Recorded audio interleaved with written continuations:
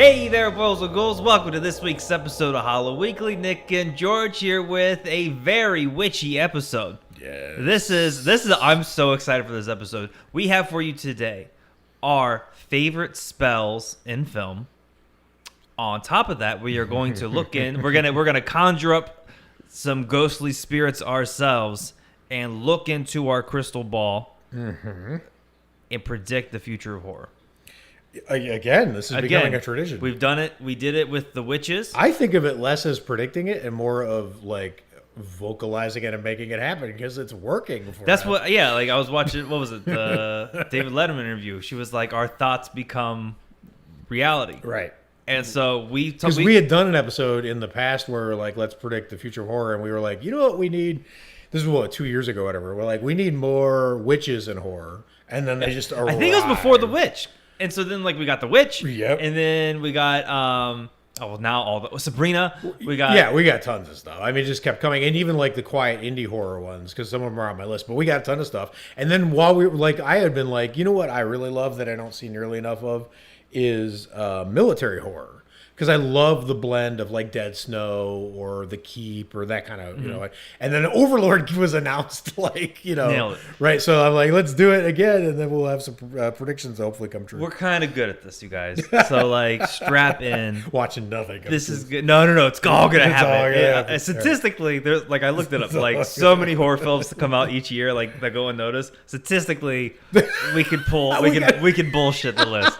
A few years from now, when they're like, "You guys called it wrong," I'll be like, "Actually, hello, we just went political." All right, we went somewhere else. Okay, so I'm an optimist. Yes, I'm always I'm always that is true. Positive. Yes, most of the time. Like I said, I'm mostly positive. I got that 10% hum of pissed off. Yeah, you're mostly positive. Mostly positive. The parts that are positive are usually hiding. But go ahead. Yeah, and so I'm very, very positive. So I'm actually going to start with a Harry Potter spell. Okay. And it's not the death spell, Avid Cadaver or whatever. Okay. And that's the reason why I didn't pick it. I don't know how to pronounce it. And even if it was spelled out in front of me, I would say it wrong. Right. So I didn't go with the death spell. Okay. Because I think that's like the ultimate, like, you're dead, motherfucker. So you like just we had talked about this before. Oh yeah, we got the ground. Yeah, well, no, that's fine. We can jump right in. But we had talked about this before. I have this weird thing happening to me where I have seen all of the Harry Potter movies and can't remember any of them but Deathly Hallows. And I also haven't read the books. So like I'm like new to the franchise. You were like, of course I didn't. Of course the natural would be the death spell. I'd be like, of course. What the hell is he talking about? So I barely remember. I'm excited to hear what's okay. So let's actually go back to the groundwork real quick. So okay. And then I'll dive into my actual Harry Potter spell. That's a cliffhanger. That's right. You got to sit and wait. So we were deciding before we were making our picks, like what. Yeah, what fits the criteria of what's a spell or not a spell, and like what's magic? Is magic a spell? Like, right. And the thing that puzzled me. So I picked 5. I think you picked 4. Right. We were trying to each pick 3, but I couldn't eliminate. I fell in love with all my choices. So, but I was like Cabin in the Woods. I love the idea of the ritual they're running.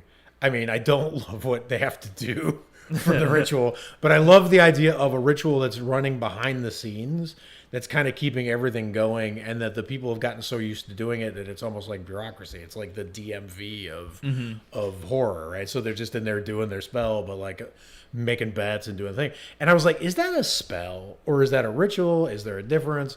So then I asked you, and you're like, oh, spells can be in rituals, which made so much sense to me. I was like, that's totally it. But I didn't put it on my list because I wasn't quite sold on it being a spell. Yeah, one that I wouldn't. I think a spell. Do you have one that you rejected that you remember? One that I wanted to be on there, but it's not a spell, is like the voodoo shaman guy at the end of Beetlejuice when he shrinks his head. Because it's some voodoo shit. But he doesn't vocalize anything. He's not doing anything. He's not reciting something or doing. He just takes his little voodoo dust and sprinkles it over him. That's fair. If he had said something and did like a hand gesture, I would have counted it. Just didn't feel like there was enough. There wasn't spell casting. That was just something he had in his back pocket. He could just throw in some shit and shrink that. It's like Bewitched when they just twitches her nose or blinks her eyes or I Dream of Jeannie or whatever those are. Yeah, for me, my criteria was there had to be some sort of like spellcasting flourish. Yeah. Right. Okay, I'm with that. I can buy that. And then like there was also things we talked about, like difference between like is magic a spell, right? And like if they say some shit and do the hand gestures, I would like I think a Dungeons and Dragons, like a fireball, like I'm assuming that would be like a spell. That's definitely a spell. So like I would count it. I yesterday I didn't, but then the more I thought about it, I was like, it kind of does. Our list, our rules. That's fine. That's totally fine. Matter of fact, you're the editor of our podcast, so if we say something we decide to count, you can just magically make it disappear. That's right. You're already a wizard. Cadaver or whatever the Harry Potter one I can't say is the clip. That's funny. Remember that spell in what was it, Bugs Bunny, when it was like the orange monster wearing the shoes and he was singing like abracadabra and hocus pocus. Oh my! Never mind. I think I remember something like that. It's crazy. The other thing, I was trying to put the sword in the stone. There was a witch towards the end, and she doesn't really say anything. She just goes, "I can get bigger," and then booms out. She doesn't really say anything. Now here's the only other ground rule, not even rule, but kind of like guidepost I wanted to lay down here for my choice. We didn't talk about this part in advance. Was, as always, or at least as usual with our latest Halloween Weekly episodes, is I just didn't want to do the most obvious ones. So I stayed away from, if we've covered it before in our podcasts in any kind of extensive detail, I skipped it. So like Night of the Demons, one of my favorite movies, and it definitely would have been on here, but I was like, I've already talked about this for 20 minutes on a different episode, so never mind. So I put aside, so you're not going to be seeing some of like the ones that would immediately jump into your head, because I picked some more fringe choices. But given the type of podcast we are, my choices are super obvious, but also if you're a Halloween Weekly listener, well, actually, if you know me, it might be obvious. I think it's obvious when I say it, if that makes sense. So yeah, I'm sure. But if I say, give me your favorite spell, this would not be the first thing you say. Okay, fair enough. All right, let's do it. Harry Potter style. Yes. This one, you probably would come up pretty quick, because it's pretty good. I actually went with, because this is the thing, I've seen all the films, and I started going through the audiobooks like 2 summers ago, and I was really liking them. And I think I only got to like 3 of them, and I was like, well, I've seen the movies, so I can probably pass. Is the Expecto Patronum. And that's the thing we took the quiz for, to find out what your Patronum. Oh, your Patronus. Okay. Yeah. I remember that. Yeah. And so, being the optimist, I wanted to start out with sort of a nice spell. That's fair. Here, and this is from Miranda Goshawk, the author of the Standard Book of Spells, obviously. Of course. Obviously. I say that like I'm a big Harry Potter fan. But this is what I liked about it. I dated Miranda Goshawk back in the 80s. She was crazy. Always casting spells, love spells. All right, so this is why I liked it, though. Well, one, because it's being the optimist, I wanted to have something that was kind of powerful, because everything else is kind of wicked, right? And so I didn't want it to be all like, I wanted to start off great and then get weird, then get horror, right? Get weird. But I like what this fake author and this fake universe the description of it. This is the ancient mysterious charm conjures a magical guardian, a protection of your most positive feelings. That's cool. I think that's fun. I love shit like that. That's the reason why I love like the end of the Babadook, where she stands up to it and screams. Like I love, and that's my biggest gripe with like Paranormal Activity. Like there's not anyone who is on the opposite side who can fight back. Right. And so that's what I love when you have like that ability to like fight the super dark shit. When there's a balance. Yeah. That's why I like the Diablo 2 as the game. Like you had like Tyrael. You wouldn't go to see a Star Wars movie with only Vader and no Luke or Rey or I need a little battle. I need some balance in there. Right. And what was great about it is the Patronus charm is difficult. Many witches are unable to produce it fully. And then it says it takes the form of the animal who you most share the deepest affinity with. And that's the other thing. So what's your Patronus? Well, so when we took the test, yes. You know what's funny? Dude, you know what's funny? You actually got the Goshawk, remember? I did. The name of the woman who wrote this book. Now that you say that, you got the Goshawk, and we all got quiet, and Yole went, "Oh, Goshawk!" We started laughing. I got Snow Owl. Oh, that's cool. Oh, that's actually super weird, given one of my movie choices. Okay. Oh man, now I gotta. Okay, no, I'll save it for later. now you won't know because you haven't seen it. I know you haven't seen it, but I'll conjure up a spell to get it out of you. I'll describe it. But anyways, I just like the idea that it's a difficult. It's sort of like the last. It's difficult to do, but high reward. Yeah. So it's high effort, high reward. Oh, I like to think of like the spells as that, because some of them are super easy to do theoretically, right? And some of them are. Yeah, like one of them, like the craft spell, like in the craft, she does her blonde hair. That one, yeah, she just like right knocks it out. Right. This one seems like it takes some effort. So let's actually we can do this throughout the episode. So. Olympic sign style, right? It's the level of difficulty 1 through 10. What's the level of difficulty? This is a 10. You started with the 10 right off the bat. I'm gonna go with the 10. Fair enough. My first choice for spell is something that I don't believe you've seen, and it's a crime that needs to be rectified like immediately. The more I thought about it today, the more I was like, it's unacceptable that you haven't seen what I'm bringing up here. I've told you about it so many times. Like everyone in the live streams, yes, like Jake and all them. I think it was Jake. Yeah, they're all like, "You guys see Pie Wagon." Yeah, well, the Pie Wagon's not my choice. That's not it. No, but it's good. Pie Wagon's coming up. But here, check this out. This is my first choice. My first choice is Go to the Head of the Class. Amazing Stories. All right, so let me give you the background. Is that the title? The background of this is there was a Steven Spielberg produced show that was his version of Twilight Zone. I forget when it was. I feel like it's an 80s, early 90s thing.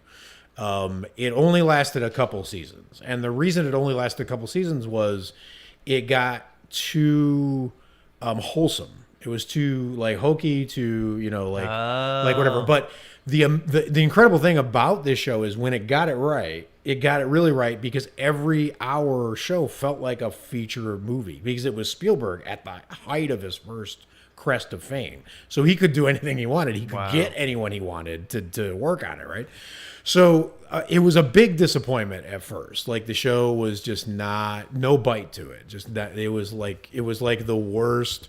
Think of the Kick the Can episode in the Twilight Zone, the movie, I think it is, and it was all that, right? It was all just like people trying to go back in time and get younger, and Spielbergian hope and all that crap, right? So then all of a sudden, I'm watching Amazing Stories. I almost gave up on it, and then they dropped this episode. So Go to the Head of the Class is a Robert Zemeckis. And his, I forget his screenwriting partner, but longtime screenwriting partner, worked with him on Back to the Future. They created this episode starring Christopher Lloyd. Oh, right, and Leah Thompson, who was a big Brat Pack star in like the 80s, like the Ali Sheedy Breakfast Club era, right? So this is, to my mind, this episode is the greatest Tales from the Crypt episode ever made that wasn't on Tales from the Crypt. That makes sense, because Zemeckis did some good Tales from the Crypt. Exactly right. So the plot of this is, I'm not going to bore you with it because I don't want to go through it because we got a lot to get to. I love here. Christopher Lloyd too. But Addams Family. The idea of this show is, I can't believe you haven't seen this episode. It's killing me. The idea of this episode was that there's this really abusive teacher obsessed with Shakespeare. So I was already into it because I love Shakespeare, and he was the class hated him, and this boyfriend girlfriend who are in the class, high school, they get this idea to cast this spell on him to get him back, right? So the girl has this book of spells, and she's like, I did it to my mom. I gave her hiccups for 3 days. They had to take her to the hospital. It was hilarious. So like, let's do it to him. Imagine him trying to yell at us in class and teach Shakespeare while he's doing whatever.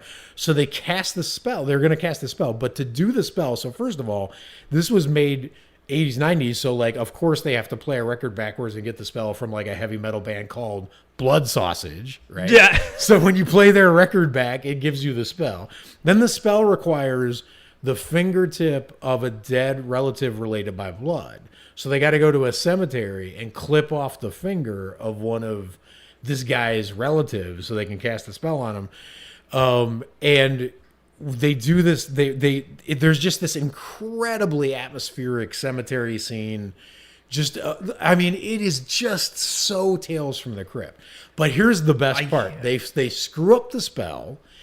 They instead of giving him hiccups, they just straight up kill him. Right? Wow. Then they find an antidote spell. So they do the antidote spell, and they need a picture of him to do it with.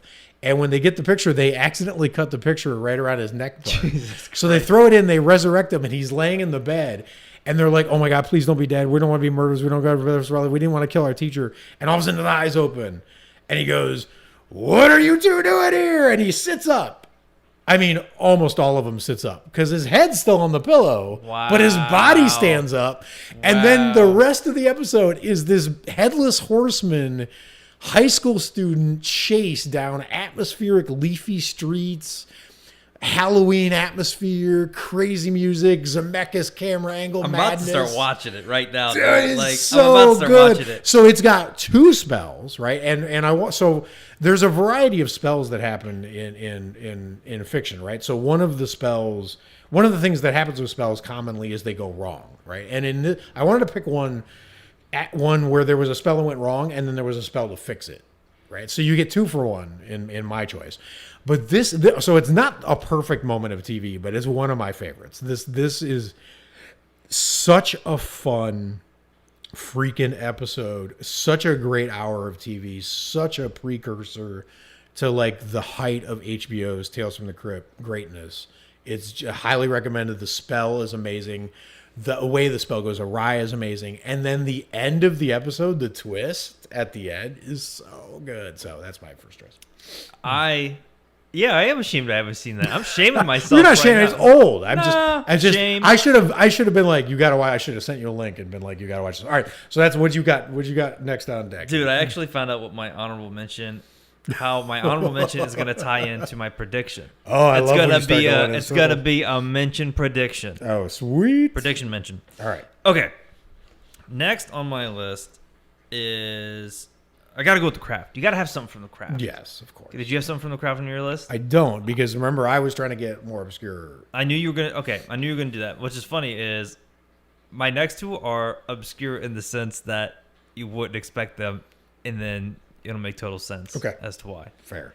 I went with the balding spell in particular. They're all sitting around. Just such I mean, they all had something like they wish for beauty outside and in, and then the one girl wants the power of the all god. Listen to how bored you sound. No wonder you picked the spell you did, because those are you're like, dude. Listen, okay. So the bully ends up. First of all, I love that the bully with like the big like hair. Just like the nice set of hair. Yes. Well, I still think like I can still see like the patches. Totally. When she goes around. And it's amazing when they line up. Like some spells are comprehensive. Like you do a Patronus spell and you don't know what's going to happen next. You don't know who's going to show up. You don't know what your guardian animal is, and then you don't even know what it's going to do when it gets there to protect you. Like you're not sure. But these revenge spells are 1-to-1. It's like Thinner, the Stephen King thing, right? Or it's like Drag Me to Hell. Like they're 1-to-1. You know, like are either those on your list? No, neither am I. And I thought about. I was like, dude, like those are obvious choices to have because they're great choices. Totally. But I had Drag Me to Hell, and then I asked Alex if the one thing that is on my list is a spell, and she went, yeah, and I was like, okay, you gotta go. Okay, fair. I'm glad it's not on there because But here's the requirements for this. Yes. So for you, those listening, I was looking at the stats predominantly on iTunes. There was a couple hundred of you, so if you're on iTunes, give us one of the reviews. Do that. Conjure up a 5-star review. Yeah, we'd appreciate it. Yeah, it would mean the world to us. Here's what you need. Yes. Wine. Okay. Drop of you and the other members of your coven's blood. Oh shit. Okay, so just a prick though, just a prick. Okay. You know they do a little thing, they drop it in there. So you just need like a Theranos-sized amount of blood. Oh yeah. Okay. And then here's the spell. It says, I drink of my sisters, and I ask for the ability to not hate those who hate me, especially racist pieces of bleach blonde shit like Laura Lizzie. Take a sip. Blessed be. Blessed be. That's all you gotta do. That's all you gotta do. I love spells that are in deep Latin like that one. Dude. Fuck you, Lizzie. That's my spell. One of my spells. Well, I'll save it because you mentioned it being in Latin, and like some of the spells have like some meaning behind it. Like when they came up with them, and I thought that was interesting. Some of them don't, and I think it's hilarious, and you'll see why. But I wanted to get one craft in there. Yeah, it deserves a place. I wasn't gonna get it there, and I'm glad you did because it was. I was toying with either, especially since it's being remade by Blumhouse. I almost took it off for the one that I just realized, and I was kicking myself for not having on my list. But I'm gonna do it as my honorable mention prediction. Perfect. And so I was like, okay, Kraft, you secured a spot in there. Kraft deserves to be there. Okay. So this is gonna be the least surprising spell I choose, but I picked this because I wanted there to be one spell. I didn't want my whole list to be old. Like I was considering putting Haxan on there because I love that movie. But that was the scariest. When I was doing my research, there was like images. That was the scariest one. Yeah, it's totally creepy. But the Haxan's whole thesis correctly was the guy who researched it and put it together. His whole thesis correctly was, and he was cutting edge because it was 20s. Now, of course, we know this, but back then I wasn't so sure that it was a case of hysteria and not actual magic powers. And he was demonstrating that sort of in the way he was portraying it in the thing. And that sort of like skeptical, keeping a foot in the skeptical realm, like didn't match with what I wanted on my list. Right? I wanted like full on spell. So, all right, I know this isn't going to work for the recording, but for you in the room, you ready? It's going to be the least surprising. I just saved it because I wanted you to hear the beginning of it. It's going to be the least surprising choice of my choices. Hold towards the tip of the mic. I want to hear it crystal. And this is the well. Wow, you're right. Drink full and ascend. Right? So the reason I picked this as my favorite, so first of all, there's a lot of secret spells hiding in David Lynch's works, right? Like there's a spell, basically I almost put the blue box in Mulholland Drive because basically the entire movie turns around that. Yeah. But it's pushing the boundary to call that a spell. This is absolutely a spell. This is a malignant force that invades a town that does not want to be invaded, seizes their radio station, and then just starts chanting this inexplicably evil sounding set of phrases. And by doing that, he summons the most disgusting frog lizard demon I've ever seen in my life, who crawls into the mouth of a sleeping innocent girl. Like, it's all evil, it's all bad, it's all like whatever. And just what he does, so he's casting the spell verbally. But so I'm sorry, and I haven't even give where this is from. It's from Twin Peaks: The Return, right? So I think this is episode 8, the God of Light episode, right? So but what also he's doing, and you don't know when you're just hearing it from my phone on this podcast if you haven't seen it, is while he's doing the spell on the town to raise this frog demon, he's also casting some kind of paralysis spell on this guy that he's slowly killing by crushing his head and emptying it out in the radio station while he's talking. And then, and this is my favorite part, because this is the only time in the history of spells this has ever happened, there's literally a mic drop. So he does the spell, and then just like mic goes down, kills the guy, walks out of the radio station into the night. It's the creepiest, spookiest, like whatever thing. But the thing, the reason this spell is on my list is because if I'm driving at 2 a.m, if I'm pulling like a long journey thing, like whatever, and I turn on my radio and this came through the radio, of all the things I could have picked, this is the one that has the best chance of giving me a shock heart attack. Yeah. Because it is terrifying. His intonation, what he's doing while he's doing the spell, and what the result of the spell is, right? And I wanted one modern spell that didn't have any kind of like architecture around it. Like there was no book it came from, no tradition behind it, no like whatever. It's just like true David Lynch spell. He probably had a meditation dream where it came to him and he just like whatever, and who knows, maybe that's where real spells come from. So I find it terrifying. That's my number 4. Okay. My next one, this had to be this next film actually has 2 spells. So I put both of them on there. I think they're both equally as cool and pivotal to the plot. Fair. So I'm going with Hocus Pocus. Yeah, yes. I'm glad you did. And do you know which spell? No, I don't. Well, I went with 2 of them. And the first one is actually early in the film. It's the cat spell.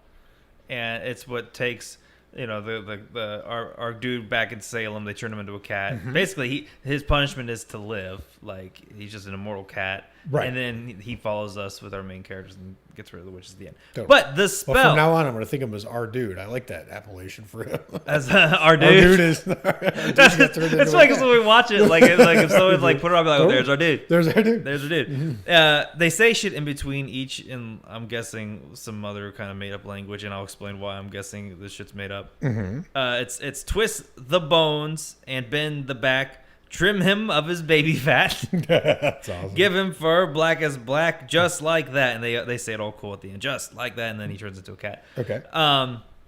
The main spell on this one is when Bette Midler sings "I'll put a spell on you," because she's singing, and this is what I like it. One, she's singing "I'll put a spell on you," and that's great. But she's putting a spell on you, totally. Like, you dumbasses, like they get to like having a great time, not knowing. And that is a great moment, actually. That whole scene is great. I agree with you. In fact, like, a lot of people, I think when they think of "I put a spell on you," I think they think of that version over the Screamin' Jay Hawkins. Okay, one, just because it's a little more pleasant to the ears. Especially at the end when that's my favorite part of the Screaming Jay Hawkins one. He snores, he's like, like at the end, going nuts. One is just a great scene. It's like, because I don't think there's any other, well, I was going to say, I don't want to spoil, I'm just going to shut my mouth right there. Silent spell. Well, also the making people dance to their death is awesome. That's a great, and it's funny because that actually has a really long tradition. It's tied to one of the creepiest historical things I've ever read, which is the flagellants. So to flagellate yourself, it sounds really dirty. Heyo. is to whip yourself. So it's anything that has to do with whipping, right? And what the flagellants used to do is they would go from town to town in the Middle Ages during the plague, and they would just whip themselves with, I think it was horsehair, on their back. And they would cry to God and say, we're paying this pain in placement of absolute destruction. Take the plague away, and we know you're mad at us. We'll inflict pain on ourselves, but the plague is too much, right? So it's just creepy that they were doing it that way. But there's a thing I think it's called Totentanz. It's a German thing. It came out at the same time during that whole hysterical plague era where people just went out into the town square and danced themselves to death. Literally danced themselves to death. And it's real. Like, it really happened. Like, in history, it was like during that hysterical, that was just crazy. I remember looking that up, and it was like, I guess, like, you're just really uncomfortable. So, like, I bet. So, like, you're not like hoedown, but you're just like, you are giving out a little. Wasn't there some weird movie where they dance them? I've never seen it. I've only heard about it. They shoot horses, don't they? Google that. It's something about dancing, and I don't know. But anyway, proceed. I was like, you're like, there's a movie where they did it. I was like, yes, Hocus Pocus. Which is my movie. With our dude. With our dude. Hocus Pocus. No, what's funny is at that same time, like when I was a kid in the 90s, like not every film, a lot of films, like it was all the parents getting into danger. Like I remember it happening in Hocus Pocus, and then like in the Mighty Morphin Power Ranger films, like all like the parents like fall under the spell or whatever of Ivan Ooze, and they're gonna walk off some big like cliff. Sure. So like that's kind of freaky. But the lyrics, I was curious because like my other one, someone broke down what like all of it meant. And it makes a lot of sense. Like, it's super on the nose, but the way they did it's creative because it's who they are. Yes. The spell for this one, when they start singing, they sing the "I put a spell on you," and then at the end there's this like big build up, and they say, "I say into pi alpha maybe up and die." And I looked it up. That means goddamn thing. That means it means jack shit is what it means. I looked it up, and like Quora was like, "We think it's Greek. No, it might be Latin." And then like people who speak Greek and Latin, they're like, no, it's just a made up language. just doesn't mean anything. It just sounded, it just sounded cool. So that was a little depressing. But my next pick, I'm glad because you just said it fucking out loud, word for word. So I'm glad it's not a real spell that works because you'd be dancing off this podcast, dude. If I would look out the window, there'd be one person dancing death, and then another person whipping themselves, going, "Are you mad, God? I'm sorry." Where's but yeah, Hocus Pocus. You would think. I mean, it's in the name, for fuck's sake. It's got to be on here. I mean, they're who I thought of when thought of like this episode, like the Sanderson sisters. Yeah, and so I have seen almost no what would be basically considered YA stuff. I didn't grow up that way, so I missed a lot of it, and I'm catching up on it now. It's fun for me actually. Like I'm there with Jenny, like watching Pixar shit. Like wow, this is good. I can't believe I missed all this when I was young, and then. Hocus Pocus is something that I hadn't seen. The first time I saw it was with you guys, like last year. Yeah. So I was new to it, but I got so like enthused that I I just want to give a quick shout out because I downloaded that amazing book. It's one of the best behind the scenes books on like, I mean, I would call this horror adjacent, like YA horror, right? Yeah. But it's called Hocus Pocus and Focus, the thinking fan's guide to Hocus Pocus. It's just an amazing book. And like once I had read it, I was so sold on this. I was like, the people who made this movie, just their hearts were so in it. I'm all for it. I want to have him on the show. Yeah, well, let's find this dude and get him on here. All right, so my next choice is the biggest name on my list. This might be a little controversial with you, but I'm gonna try to sell you on it. Okay, proceed. Right. Okay, my next choice is The Exorcist, and it's the actual exorcism. So I'm convinced that an exorcism is just a Catholic spell. Right, I could, yeah. Like I just think I exorcisms are spells. Like I just think it's I mean, you're chanting stuff and doing stuff, and then you're trying to make things happen or undo things that have happened. Like whatever, I feel like that's a spell. So I couldn't first of all, The Exorcist is the mainstream movie that has scared me the most in my life and the most consistently. Right, it's still the one that I don't want to tangle with at 3 a.m. You had that when book. I'm by myself. The book with the terrifying Regan picture on the cover. Yeah. That's no good. That's no good. That's no good. But it's the most convincing. It's the most convincing portrayal of spellcasting in movies that I've seen. Like I feel like I was in that room with them when they were doing that exorcism. I feel like that happened. I feel like those are real people. I feel like I could visit Damien Karras's grave. Like I think all those things are like they just feel like they happen, right? So that part of it is that, but also the fact that I think just like with the Harry Potter things, one of the great traditions in the spell casting through the centuries is like the duel, right? Yeah. And this is the only dual one that I have on my list, where the other ones are you're casting a spell and there's basically no opposition to it, or the person who's casting it is bouncing back at them, or like whatever the case may be. Yeah.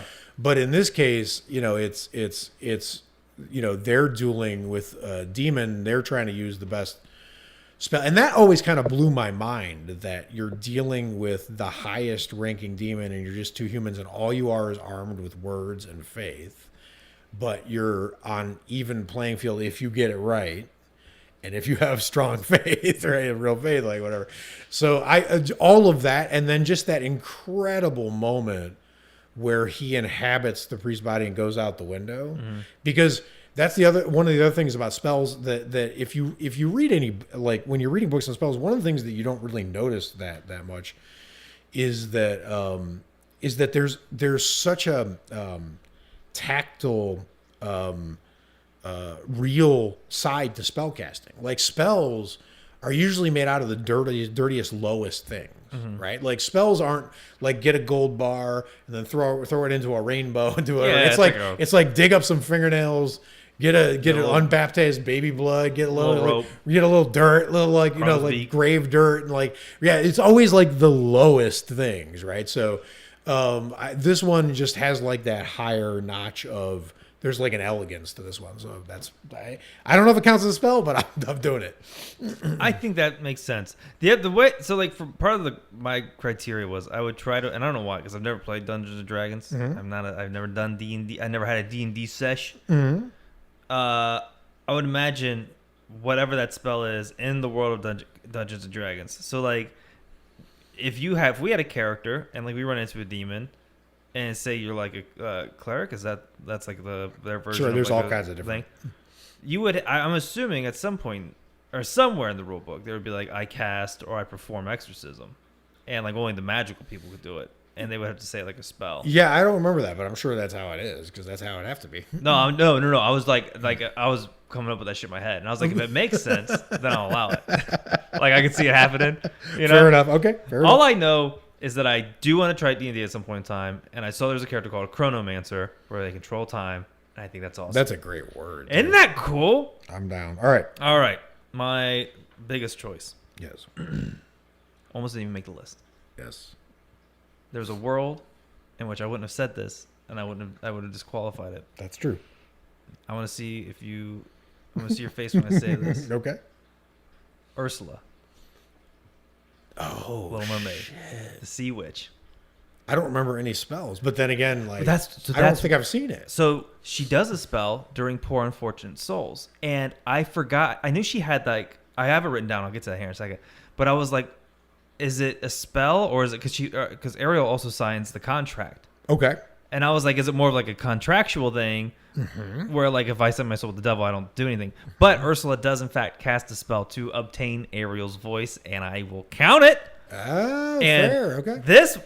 Someone went through and so my last pick, Hocus Pocus, didn't mean jack shit. Right. This next one means something. Okay. It means something, and That's it's good. super on the nose, especially like that's not all gibberish language. No. So here's the spell here, and I'm gonna botch a lot of it. It's all good. Beluga, Saruga, come winds of the Caspian Sea, Larynx, Galactus, something no, Max Laryngitis, La Voice to Me. See. So you can sort of see Max Laryngitis fucking. That is hilarious. But someone just broke it down. So like larynx is the part of the respiratory tract between the blah blah blah and the trachea. Beluga's a fucking whale. Yeah, it's like some other person was like, maybe she just like, why is she singing about the first part was why is she singing about caviar? Right. Galactus. I think I said that right. As the condition in which the tongue is swollen or changes color, often making the surface of the tongue appear smooth. Even though Ariel's tongue doesn't do any of that, right. It doesn't matter. And then max laryngitis, we all get that. And then give the voice to me is give the voice to me. It's something that's like I put it on the list because I've heard that song 1,000 times. And it's the most hilarious spell on your list. That's what I thought. In fact, I remember the first time it clicked to me that this is all about like her throat, like max laryngitis, was when we were on the Little Mermaid ride at California Adventure. Right. I was like, oh shit! I get that. That all makes sense. That this is all about Ariel's voice. About her voice getting taken away. Yeah. That's fair. It's funny too because the fact that they went. One of the things that I love about movies is when you can sense from afar that the fun the people making it had. Yeah, that was one of the great things about meeting Garen. Like when Garen Sparks is that guy in our horror community who works on a lot of horror movies. There's so much fun behind the scenes, right? Mm-hmm. And the fun they must have had coming up with that spell must have been hilarious. Sitting in a room and just throwing like words like. What's great is when she does the spell. She's just singing and like it's like this big like dun dun dun dun. When they do the actual spell, it's all organ, so it's like dun dun. That's awesome. Dun, dun, and like it's just it gets real demonic when she does it. So even when she casts the spell, it sounds awesome. It sounds great. You get that Tales from the Crypt like scary organ kind of vibe, and Tales from the Crypt is back, and it's gonna, dude. All right, listen, they got to figure out the rights, but what is back is Creep Show next week. That's right. Fucking A, I can't wait. But that's right. Anyways, I thought ending it with the Sea Witch. Wait, herself. Is that your last pick? That was my last pick. Oh shit, that was my last. How pick. did this happen? Well, technically, it's my last pick because I got my honorable. Okay, I know because you had 5, right? Yeah, you had 5, and I had 4 because I was Hocus Pocus, Harry Potter, Little Mermaid, The Craft. Oh, okay. I have. Okay, here we go. Let's do this. All right, it up. Here we go. Let's do this. All right. So my next choice is I lost my voice. No. All right. So I didn't sing it. Pyewacket is an amazing, relatively recent horror film that shares a lot of DNA with Hereditary, and there is a very specific spell in Pyewacket, and I went with Pyewacket instead of Dark Song or some of the other ones I could have picked that kind of equally impacted me, just because what I loved about what happens with Pyewacket is there's a girl who casts a spell because she wants her mother dead, and her mother has been like ruining her life. She's had teenage angst. She overreacts. You know how like that moment when you're fighting with your parents and you're like, I wish you were dead. But she actually acts on it and does a spell, but then she immediately regrets it, right? But she got the spell from this book on the occult, and what happens is she starts to bond with her mom and regret it, but bad things start to happen, and she realizes that she's opened Pandora's box, and Pyewacket is out, and Pyewacket is not to be messed with, right? So bad things start to happen, and she calls the guy who wrote the book, and he tells her the most amazing thing about black magic that I feel like it just felt so true when he said it, right? Is she called him and she was like, black magic, and he's like, the black magic started with you. That means it has to end with you, right?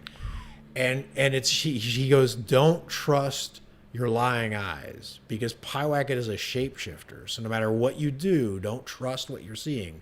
You got to do the exact same ritual in the exact same place, but in reverse. But Pyewacket's going to try to stop you and distract you and all that stuff. And she's doing it, and all this real world stuff is happening. Like her boyfriend's, showing up and being like, I'm here to help. And she's like, maybe you're not my boyfriend. And her mom's like calling from the house, but then all of a sudden calling from behind her, right? So like all this creepy stuff starts to happen. But it's the fact that the casting the spell, because it's left really open at the end whether it really worked or whether it was in her head, which is the way a lot of the great horror movies go, right? But because there's a real world explanation that could have just really happened, and then there's the other one. But if the real world explanation is what actually happened, if that's your interpretation of the film, then the casting of the spell is the thing that laid the seeds of paranoia that made everything go sideways, right? So the spell worked for real, and then also might have worked as magic, but the intention of the spell worked real world just because she did it, right? So because it had the 1-2 punch of, it made her paranoid enough to bring about the end the spell was supposed to do, but maybe she just brought it about herself without the spell's help, right? Or maybe the spell actually did it. Maybe Pyewacket exists, maybe Pyewacket doesn't. And that because it had that like delicious kind of like, dichotomy, I was like, this has got to be on here compared to my rest. Why didn't you just say that? I would have watched the film so much sooner. If you just said that. That's why, unlike our normal policy, I've avoided all spoilers while talking about it, because I was like, you should watch it. All right, so that's that. How do you want to do this? Because I have one more. Do you want to just do honorable mention? Your honorable mentions first? No, because I'm going to tie it in. I'm going to tie it into my crystal ball to the predictions. Okay. All right, so I do have an honorable mention. I'll just throw it in real quick, cool. because I think it's amazing. And it's a kick that you and Alex got me on, that I am down the rabbit hole on this, right? Because I am now obsessed with, I can't even say their name, but Studio Ghibli or whatever. Oh yeah. Right? So Castle in the Sky is one of their first films, and this is going to sound a little quaint now, but I actually found it kind of touching when I was thinking about it. There's this amazing moment in Castle in the Sky when these two characters fight back and they cast a joint spell, and it destroys the floating sky castle. But what's amazing, this is creepy. There's literally a cat coming in the room while we're recording this podcast. But what's amazing is, this spell actually creeped into the real world with real world effects, right? Which I love. So what's cool about this is there's this legendary moment when it looks like all hope is lost, and these two kids, like Stranger Things style, combine their forces and cast the spell, and they say it in just one word, and they say it. And as soon as they say it, all hell breaks loose on the screen, right? So in Japanese culture, this movie became so beloved that Japan literally shows this movie once a year nationwide. So it's annual. It's like, it's a Wonderful Life for us, right? Like, you're going to see this. So when they showed it, it turned out that tons of the people watching it wanted to time it so they would tweet the spell word at the exact same time that the person on the screen said it. So it got so popular that in 2011, Twitter reports that the new record for the number of tweets in a single second happened on August 2nd at 10:21 Eastern Time, or more relevantly at 11:21 Japanese Standard Time. The impetus for a record, the airing of Castle in the Sky, where everyone tweeted the spell word at the exact same time while they were broadcasting it. And it was the most tweets per second Twitter had ever seen up to that point. So the fact that it meant so much to the people watching it that they just went along with it and did it was like whatever. The spell in the movie is a little underwhelming to me, so it couldn't be the final one on my list. But like, I love that it was like real world, effects now. That's fun. I love shit like that. It's super fun. All right, so I got a really weird one for my last one. This is just like personal to me because I love this so much. Ninth Gate is a very hit or miss movie. Johnny Depp, Frank Langella, and it's about a guy who's hunting down a book of spells and rituals and secrets, supposedly authored by the devil himself. And if you get it just right, it lets you live immortally with lots of powers. You never die. You go through the ninth gate, right?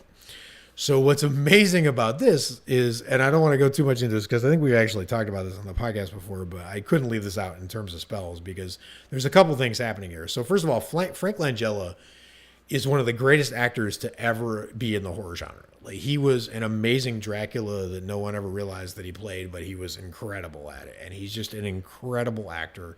He's an incredibly interesting guy. Like, his memoir is one of the best Hollywood memoirs I've ever read.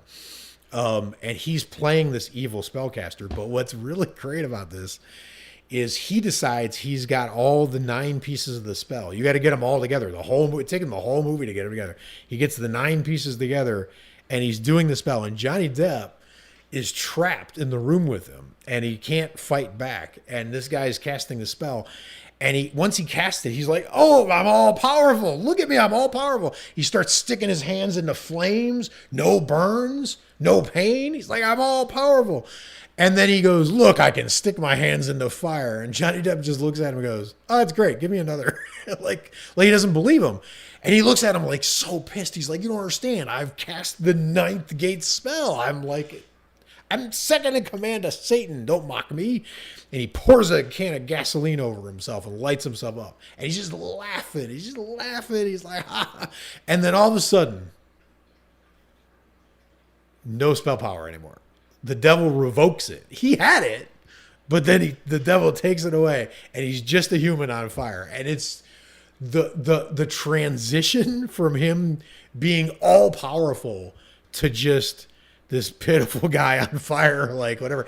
And he's so agonized, he's writhing around on the floor, and Johnny Depp just puts him out of his misery, shoots him in the head, and that's it. And then Johnny Depp gets the spell right and goes on to go through the 9th gate and do like whatever. So there's the complexity of the spell, the amazingness of the books, the incredible acting that Frank Langella does. But I've never seen a spell scene where there's a guy doing a spell, where there's a person doing a spell, and there's another person heckling it. It was basically, he's like the stand-up comedian of spells, and Johnny Depp's basically the heckler in the audience. And while he's trying to do the spell, he's being heckled. And I've never seen kind of like that construct for spells in a movie before. So I was like, this is just so cool. It's got to be on here somewhere. So that's my. He's a great actor too. Yeah, obviously there's a lot of talent involved there, but like I thought it's not the greatest movie ever. It's a sentimental favorite of mine for some reasons, but it's not a great movie. But from the sequence at the end when the spells are breaking out to when the credits roll, it's a really, really great. That movie goes on a really great roll. So that's that. That's a good amount of spells. Yes, I feel like we got a lot covered. We got an exorcism in there. Agreed. So we can fight the devil. We got our Patronus to help us out. Yes. And I forgot my other honorable mention. Sorry, was Angel Heart. Because the Angel Heart spell is super unique, because in Angel Heart, spoiler if you haven't seen it, and you haven't seen it, you have made a huge mistake, because it's an amazing movie. But the spell in that is really interesting. It actually should have been number 1 on my list. I don't know why I made an honorable mention, but what's really cool about Angel Heart is, remember, he casts a spell. He cuts the heart out of an innocent person and puts himself in that person's place. He's basically sheltering inside another person to hide from the devil. He sold his soul to the devil. He knows the devil's going to come calling for him, and he's trying to trick him. So he's basically soul swaps. And the devil is theoretically hunting for this guy to make it right, to collect the soul and balance it. And it turns out that the devil's known the whole time that he did this. And this guy has no memories of doing the ritual. He's become a private detective. So the devil hires him to find himself, which is the ultimate fuck you. At the end of you think you got away with tricking the devil with this spell. He not only does he know you did it, not only does he know your address, but he comes to your address, and instead of being like, collect your soul, he comes to your address and like, there's this guy I'm looking for. you may know him. And then sends you on this incredible journey to find yourself. It's like your boss telling you got to work on Saturday. It sucks. It totally sucks. So it's also an amazing spell, but it's a huge backfire. So maybe that's why I wasn't on it. All right, what you got? Okay, so now we got all our spells out of the way. Yes. Now we got to dust off the crystal ball and look. Now we got to make some stuff happen. Now we got to make some shit happen. So now that we got some spells, all right, we got some weird we got some some weird energy in the air. We got some cats. We got to predict. Cats opening doors. Cat did open the door. If you were listening to this and you heard a creaky door in the background, that was Gatsby. That's right. Who came back from the vet today. All signs are good. So he's a healthy cat. It's better than coming back from the grave today. Oh Jesus, that would be scary because I've never owned a cat. So like some zombie cats, like you're my owner. I'm like, no, I don't think so. Okay, so we predicted the witches. We predicted some military horror. Yes. I got a few predictions here. Okay. I really feel like, and I'm going back to my Patronus optimism. Yes. I have a feeling that we are going to get, and I'm going to get specific here. I don't want to be broad, but I have a feeling we're going to get a lot more creature features, like old school creature features. Okay. And I think we've been teased with the Annabelle universe, Scarecrow, some other creatures, a little bit. And all the creatures in it. Everything. Right. I feel like we're going to get some really solid, like kick-ass old school creature features. I don't know where they're going to be released, but here's where I'm going to get very specific and make a big statement. Okay. I have a feeling that there will be a new, across the board, we all agree, horror icon within the next 3 years. Oh wow! So it's coming soon. I'm talking like I still think you're talking like on what level? What's the last icon? Is it Sam? I always think Sam. Okay.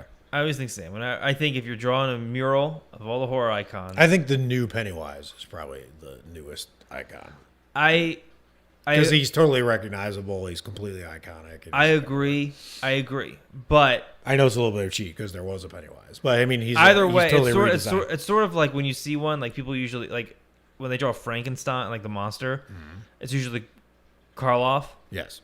But sometimes they'll have Karloff and then sometimes Lee from the Hammer. Like sometimes they do both. Almost never. But yeah, right. But I feel like if they did Pennywise, you'd see Curry and Skarsgård.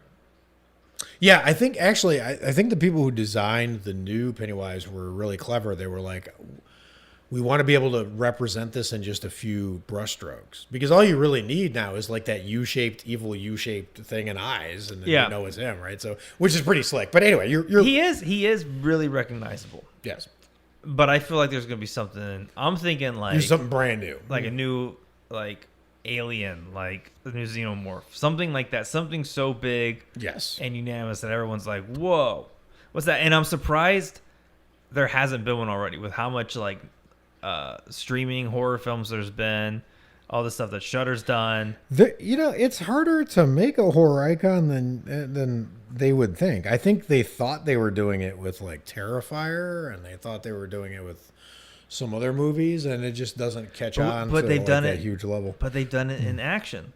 So yes, they have. So John Wick is like the new name in action. Like totally. When you talk about the greatest action films of all time, you're gonna have like the Terminator. You're gonna have all the people Stallone's done, all the John McClane's. But now there's John Wick, and I feel like horror's gonna have their next big name, household creature name in the next 3 years. So I think that you're right. I hope that you're right, and to support your theory, there's been a real groundswell of support for Mallory O'Meara, who's the author of The Lady from the Black Lagoon. She really kind of resurrected that whole story of the woman who really designed the creature from the Black Lagoon, and kind of like the story of how that happened, because it wasn't Jack Pierce. And that was the thing that they kind of like wanted to get out. And because that got so much attention, I mean,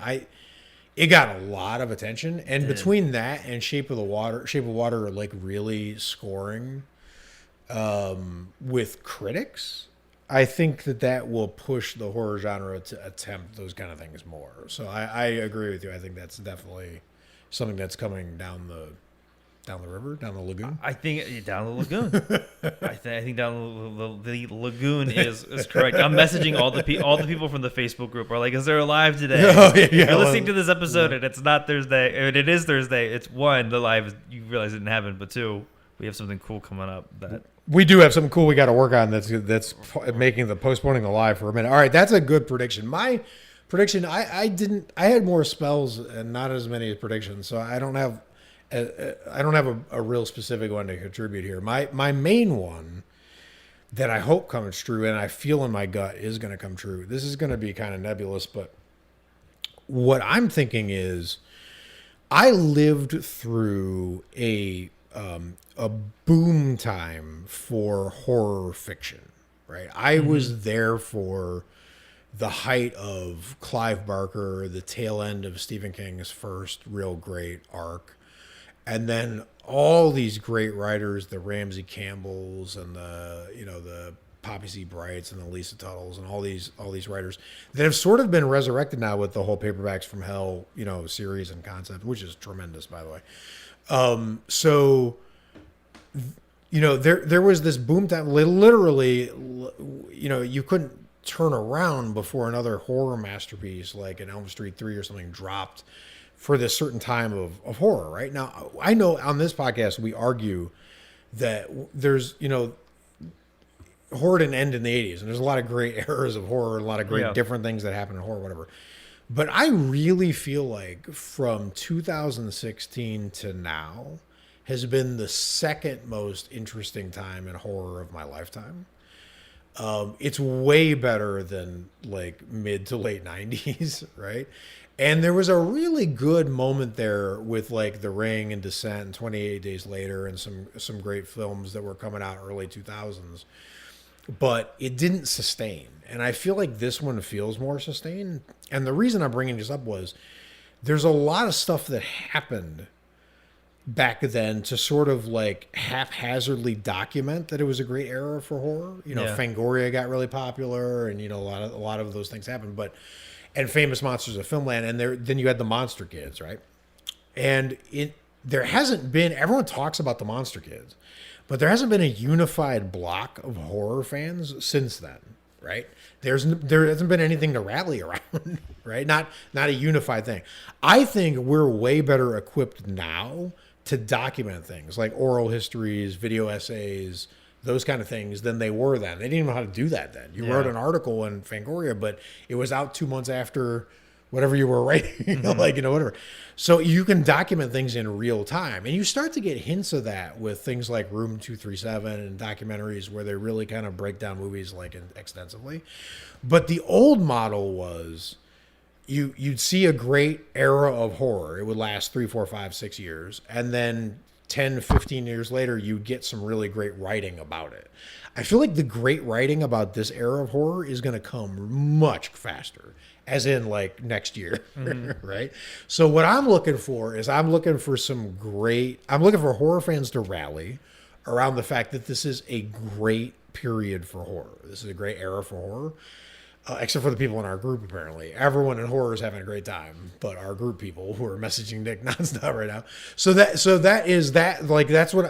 I'm predicting that there's going to be the great era of horror is going to continue a little bit, but also it's going to get documented with documentaries, articles, books in a much quicker, more interesting way than we've ever seen bore. And I'm excited to see what comes out of it. It's funny you say that because one of my predictions was we're going to have a drought. Oh, shit. All right, well. Because right now, and here's the thing. I almost kind of encourage just 1 year of bad horror. Take a break. Just a break. Take a break. Because people talk about there's no good horror. Right. I want to just slightly starve the group.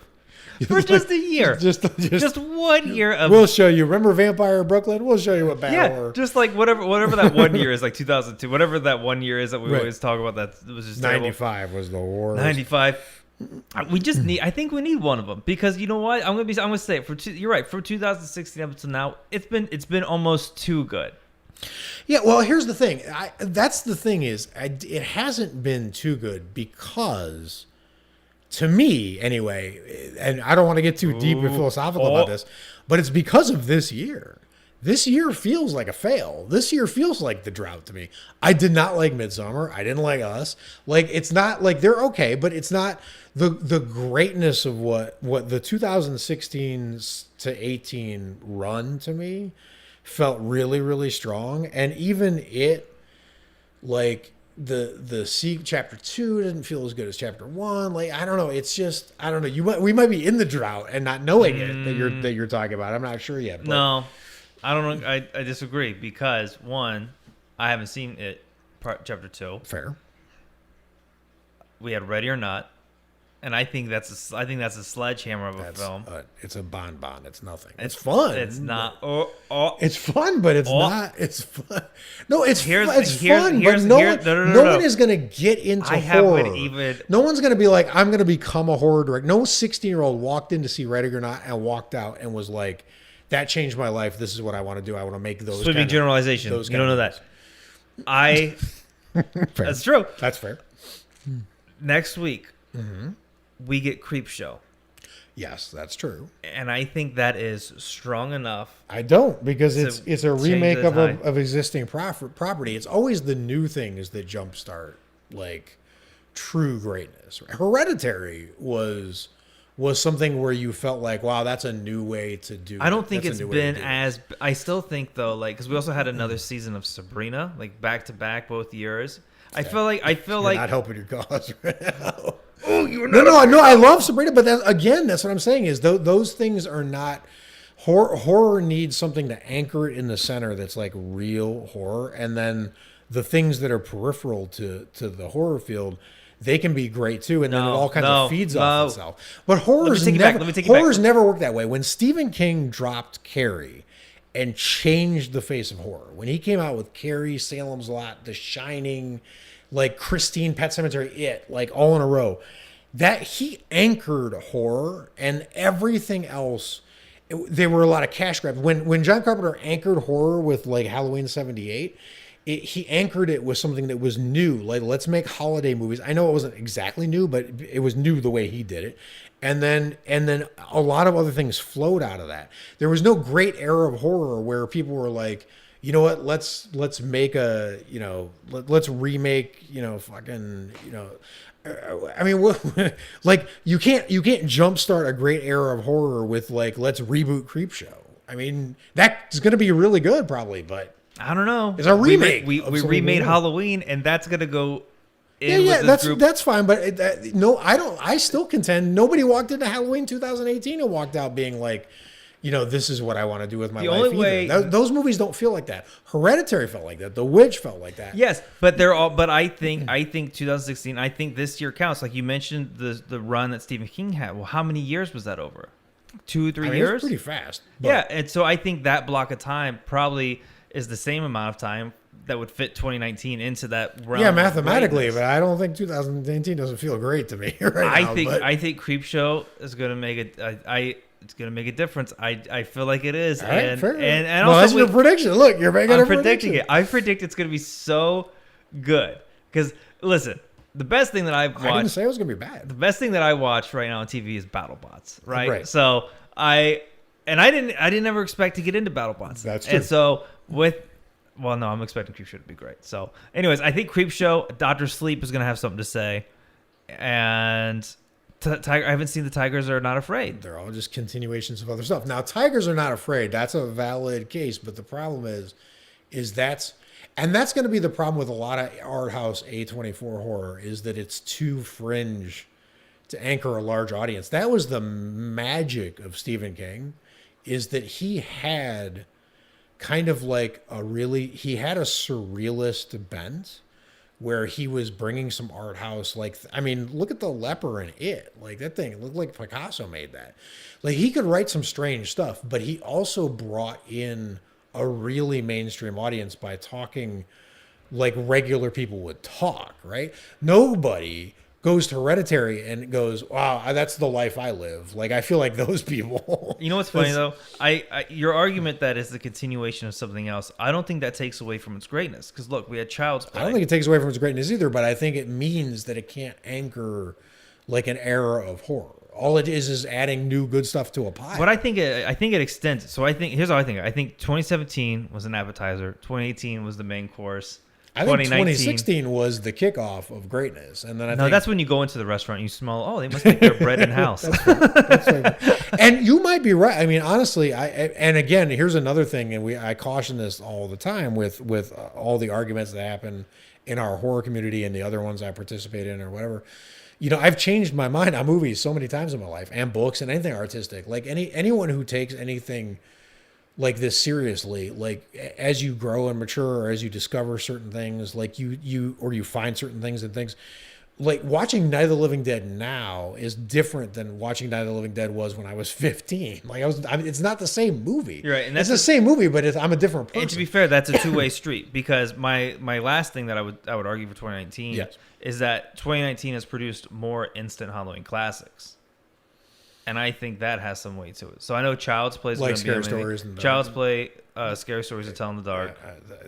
I'm telling you, man, this is not this. This was the worst. This was the weakest year of any full year we've done this podcast. So we'll do we got to after this at some point in time. We'll do remember when we did Carpenter? We were doing the directors. When we stack them. And we did pound for pound. Yep. We can do a pound for pound segment on here's what I'll do. I'll predict this. I'll predict that you're right by a hair. Well, no. See, here's the thing: and we can be done with this because you're right. It probably deserves a different segment as a separate thing because this is a fun topic. But what I'm telling you is, it doesn't matter how many. Throw another one on the fire. Sorry, it doesn't matter how many things you find to throw on the fire to keep to fuel the fire, so that your 2019 fire is bigger than the 2018 fire. It doesn't matter to me, because the thing is, the great things in 2016, 17, 18, the things that really impacted me, and again, some of this is personal, right? Some things really resonated me with it that didn't with a lot of the horror fans. Like, I don't hear anyone talk about Castle Rock, but I loved Castle Rock, right? But when you look at Stranger Things, Castle Rock, these things are new things that came out of nowhere and were really, really exciting, at least to me, right? And this year, it seemed like all the things that came out either were really lightweight and fun and good, like Ready or Not, or they were redos of things like Creepshow or Scary Stories, of things that already existed, right? And there was no in between. And what would have made it great is let me reverse engineer the argument. Blair Witch changed horror. There's no doubt about it. I know a lot of you out there listening hate Blair Witch Project, but the original Blair Witch Project changed horror. Anyone who could drop $64,000 and make like $100 million is going to change whatever field they're in. Doesn't matter what it is. Like, you could be in any field, right? If you can invest $64,000 and get $50 million back, you're going to change whatever profession you're in, right? So it came out and it changed horror, but no one had ever seen anything like it, ever. It was unprecedented. So point to me what happened in 2019 that like shook up the boring, boxes everyone puts things in. Unfortunately, I haven't seen it. It would have been us, but it wasn't. It would have been Midsommar, but it wasn't. Alex would argue she actually liked us. It's so weird. I haven't seen it. I don't know. That is really weird. It's so stupid. Like, Get Out did. But to me, us didn't. So like that, and again, it's all personal. Like, you might be out there listening and being like, no, that's totally the opposite. I loved Us and I hated Get Out. And more power to you. This is our podcast, so this is how I feel about it. And the way I feel about it is this year is missing something. I'm not saying this is not 1995. I see what you're saying. It's just something was off. Like, the art house stuff skewed in the It Comes at Night direction of art horror that became less fun and likable, and then the remake stuff really doubled down and did the thing. But remember, when Stranger Things came out, it blew everyone's mind. Blew everyone's mind. Right now, American Horror Story is dropping.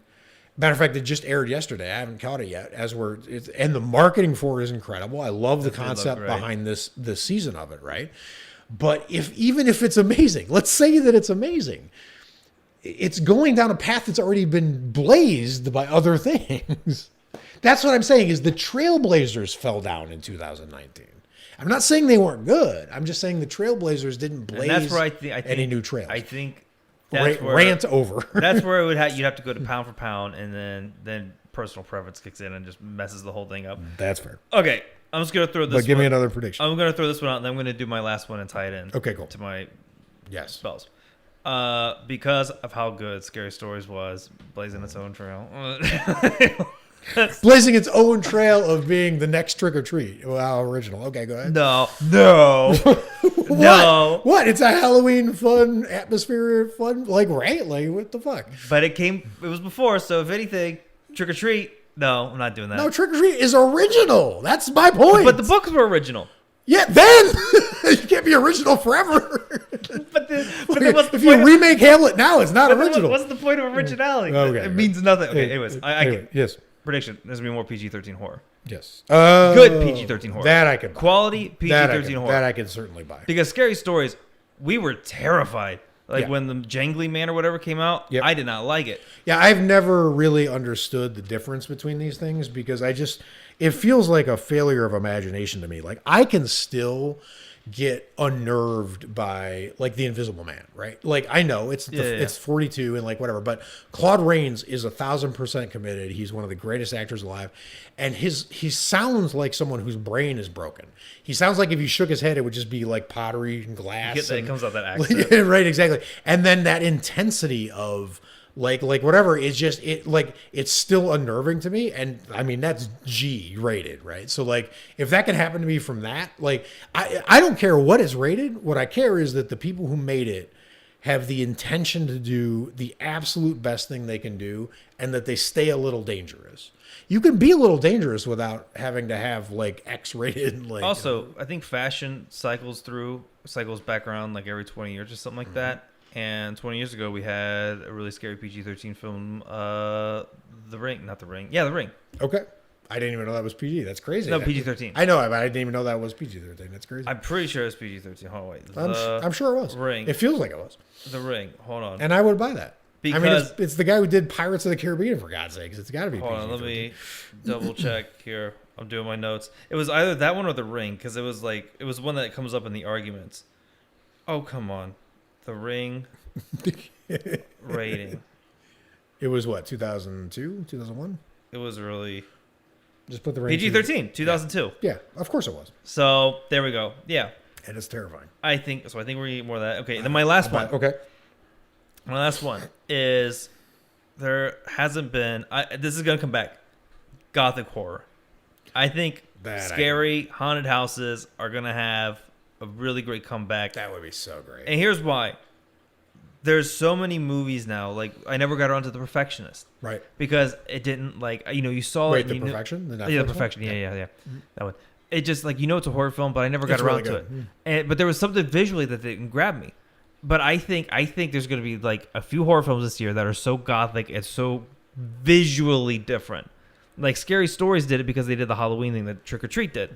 Right. That was I'm looking at it. I understand it. I think we're going to get and Crimson Peak was probably the last one that I think attempted to even. The Nun was the last one that really tried to do that atmosphere, but and that was why I'm agreeing. I totally agree with your prediction because if anyone in the business was paying attention, there were so many people who worked so hard to make The Nun enjoyable for themselves, even though it's a bad movie, because they just were I never get that Hammer European exotic gothic atmosphere anymore. Yeah. And Woman in Black gave it that a little bit. As a matter of fact, one of my dark horse always votes that I always have arguments with people about is The Boy, which is a great movie, and not great, but a really good movie until the last 10 minutes. And it's got that same atmosphere. It's got that same, and there's a hunger for that, and it's barely getting fed. So anyone who can smartly nail that and really stick the movie, because Woman in Black was not. Woman in Black, Nun, Crimson Peak are not. They're all just slightly off. Yeah, right? There's nothing super great about it. But let me tell you how we're gonna get it. All right, this is where I'm digging so deep into this goddamn crystal ball right now. My own head's gonna actually explode probably. By the way, we had a great feature called Collateral. I just wanted to stick up for that movie. What was it called? What was the Anne Hathaway one? Oh, the Colossal one. Colossal. That was a great movie. Our Gothic film's going to come in the only way it needs to happen. Okay. With I'm gonna make a really strict prediction. Okay. All right. This is very specific. And I guarantee it's gonna happen. Okay. All right.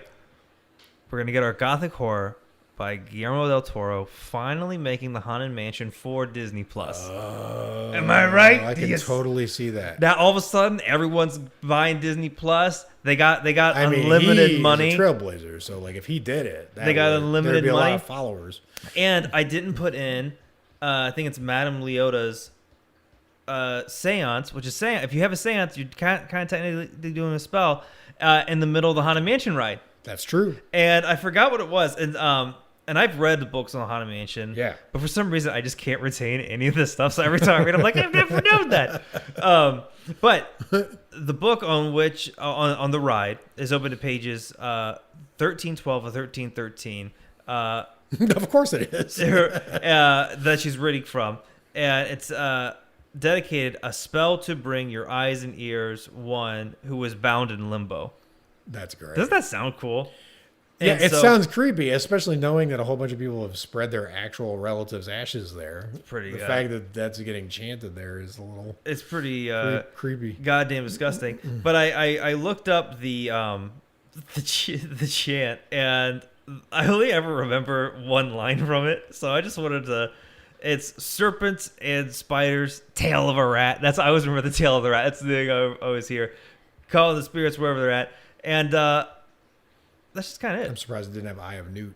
Who knows what else it has. But anyways, I just wanted to add the Haunted Mansion. No, dude, and I'm rooting for gothic horror. As a matter of fact, it made me think of movies like Something Wicked This Way Comes, which was just a great dark flourish movie written by Ray Bradbury and then has the great Jonathan Pryce in it. Like, you got some great movies that used to come out with some regularity, and TV shows. Let's not forget. Like, I feel like every podcast, including this one, kind of gives TV short shrift unless it's just focused on TV. Because there's a lot of great stuff happening on TV, almost as good as film, and we'll get some of that too. Haunting a Hill House was pretty damn gothic.